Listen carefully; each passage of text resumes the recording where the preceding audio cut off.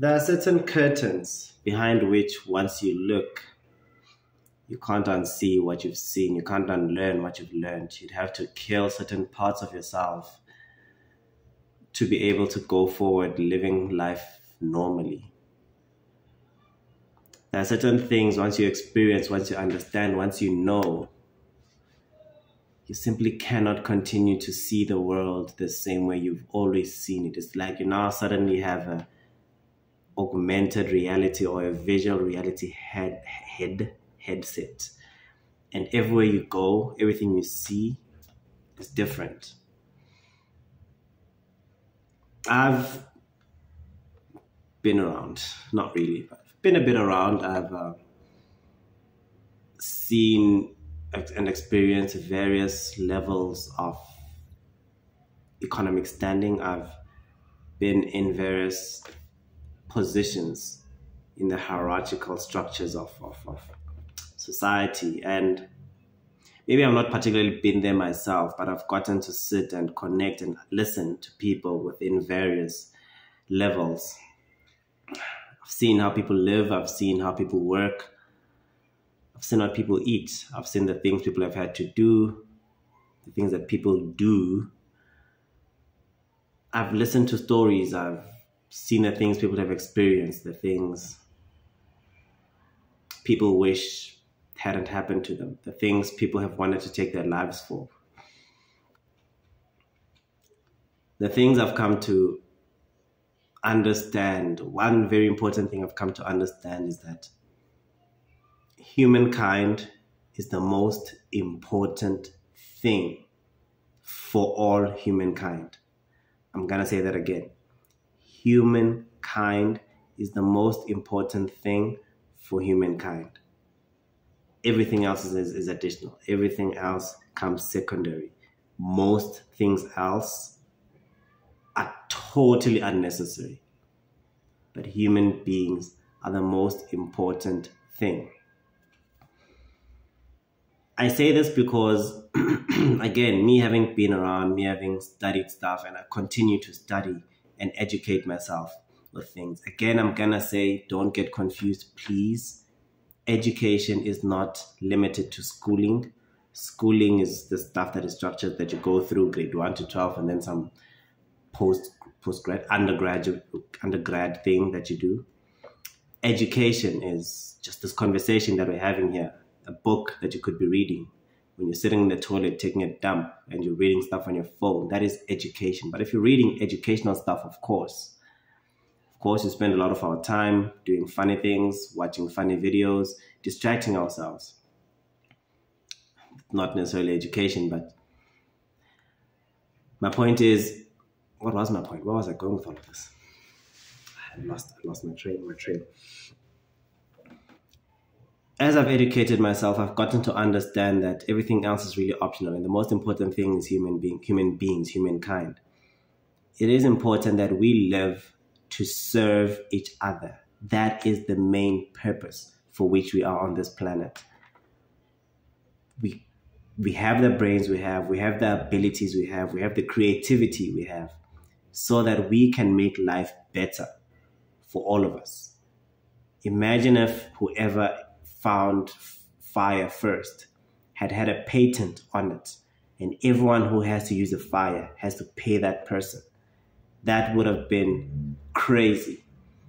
But someone discovers fire, someone discovers how to control fire so that everyone in the world can benefit from it, so that he can teach the next person and the next person, and then all of us can benefit from the utilities of fire. Imagine if the people who invented the wheel had a patent on it, and we had to pay that person to use wheels. That would be insane. Yet that is the world that we live in today. When people create things, we need to pay them in order to use these things. And it sounds, of course, like it all makes sense. I created it. I should be the one being credited for it. Of course, why not? And of course, in a capitalist system that works, that makes sense. But really, these things that we create should be to benefit humankind, should be to ensure our propagation, our existence, that we move on to the next generation. and we do so safely, we do so living longer, we do so healthier. And that is the whole reason we are given everything that we have. We create computers, not necessarily to enrich one person who creates these computers, but so that we can be able to solve certain problems, to make life all that much easier for all of us. But you look at the world today and you find that things are different.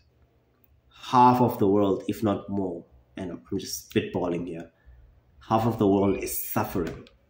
Half of the world is struggling. Half of the world is stuck geologically because they cannot move, because we've generated borders, we've generated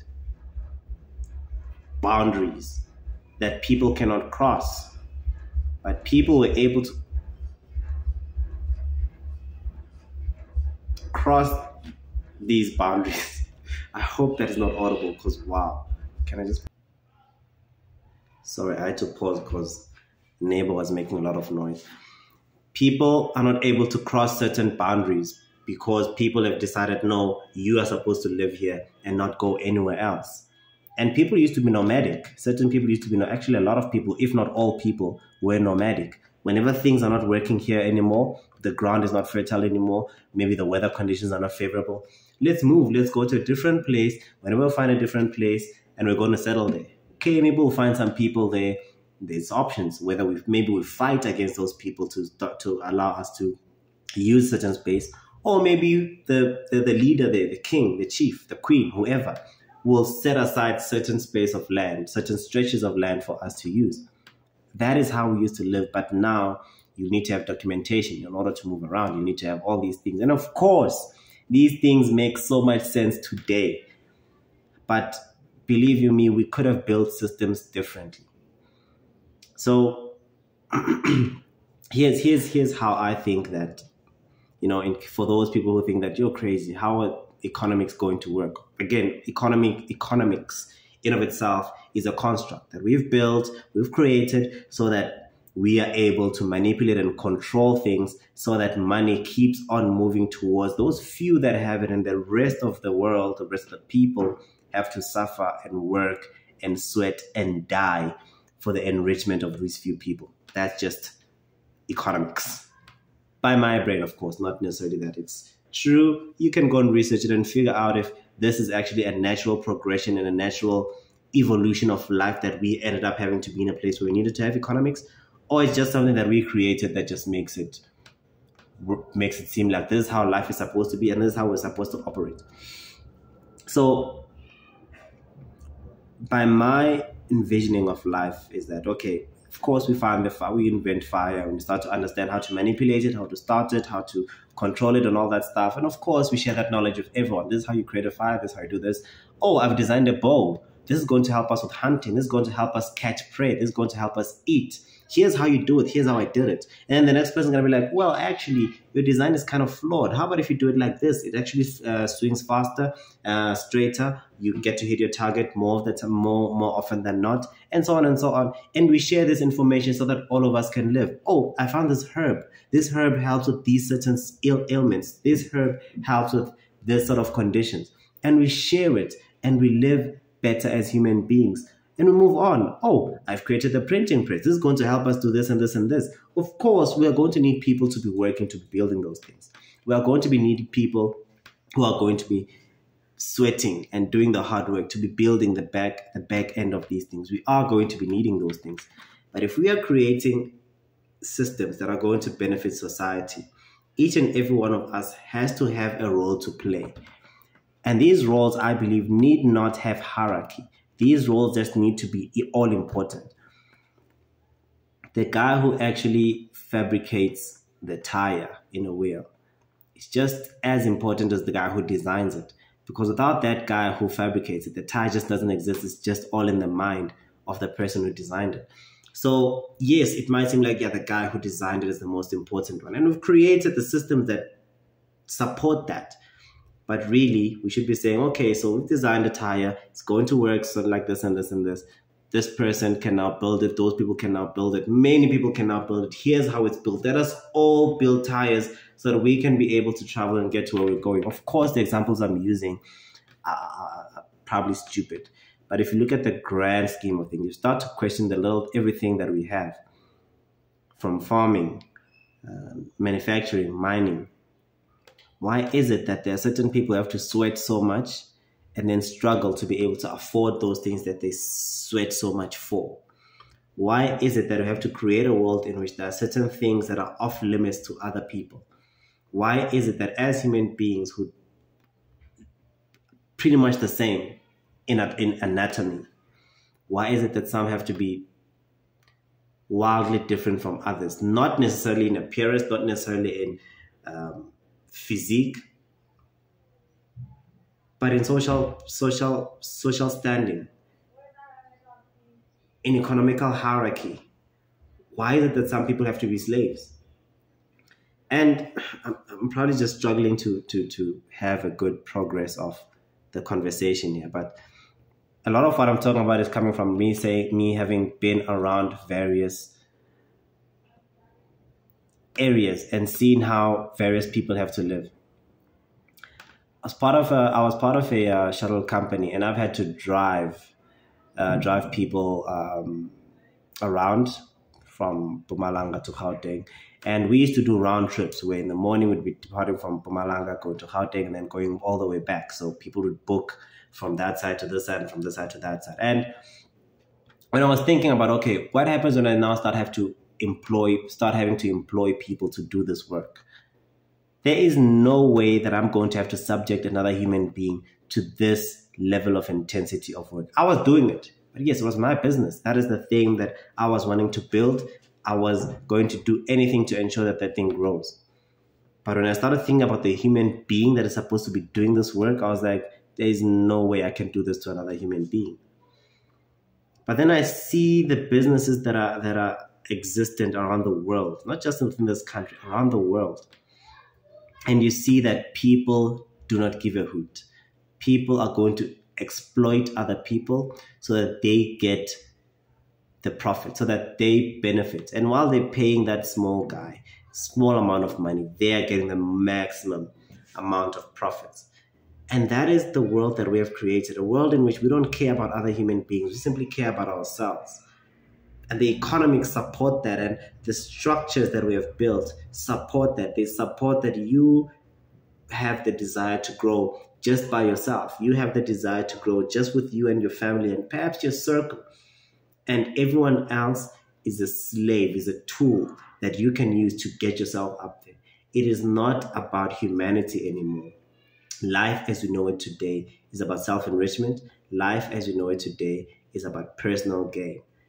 And I think that that is not the way that we should be doing life. And I think I've said this before. I know I've said this before, and I'm going to continue to say this, because until we realize that human beings are the most important thing in the world, until we realize that the things that we're doing, everything that we do, is supposed to be for the benefit of every single human being in this world, until we realize that, I think we're still going to be stuck with all the problems that we have.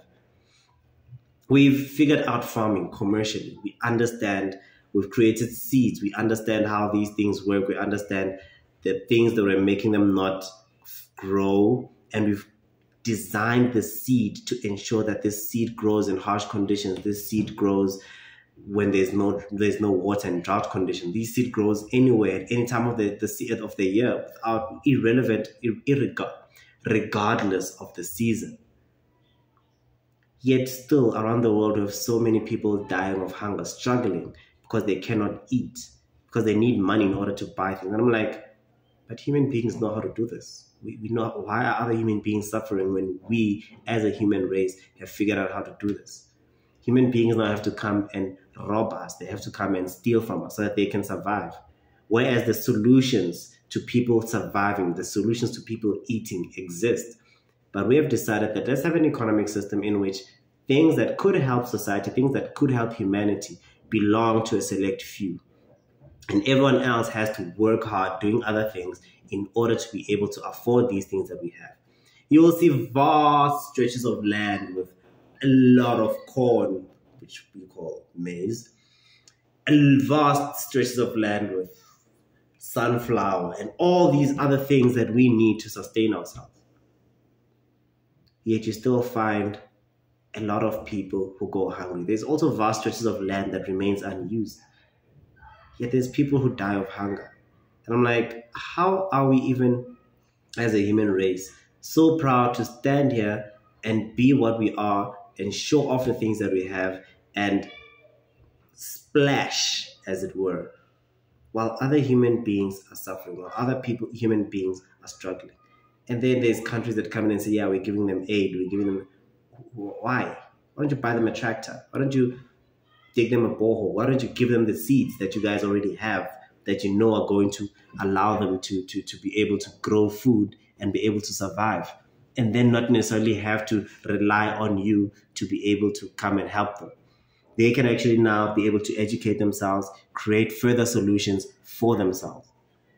But no, we've created an economic solution, an economic system that ensures that certain people stay where they are. And when people try to come up with solutions, try to come up with innovations that are going to help uplift people, those people are murdered. Those people are taken out. They're wiped out. Those people are stolen from their communities and shown the good life. They are bought, essentially, so that they can use their innovations for enriching the few, while the people, the masses, who are supposed to be benefiting from the talent that this world, the universe, has given to us, that you guys can be able to solve your problems. There are certain people who are going to come in and going to be able to create solutions for you guys. Unfortunately, that also allows for certain people to come in and manipulate everyone and just take everything for themselves. The world has way more than enough for all of our needs. It has. Everything that we need can be taken care of by this world. We don't need to go to another planet, not yet anyway. 8 billion people for this earth is really not that much. We are able to do that. It's just that we don't want to do that. We deliberately want people to suffer. We deliberately want people to work hard. We deliberately want people to be stuck where they are. We deliberately want crime. We deliberately want to depopulate. We deliberately want people to stop building families, to stop being disciplined, to stop caring about each other. Because, of course, there's economic gain in all of that. This world has enough for everyone's needs, but this world does not have enough for everyone's greed.